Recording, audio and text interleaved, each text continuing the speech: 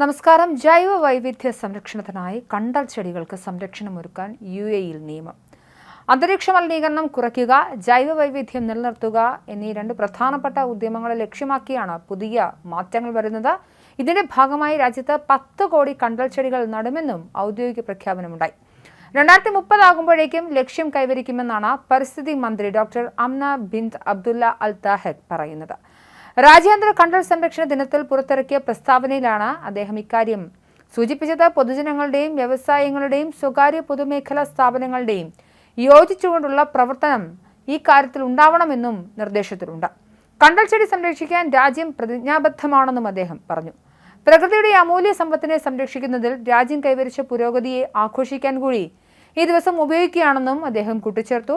തീരമേഖലകളിൽ കണ്ടൽ ചെടികളുടെ ഒരു വേലി സൃഷ്ടിക്കാൻ ജനങ്ങളോട് അദ്ദേഹം നിർദ്ദേശിക്കുകയും ചെയ്തു.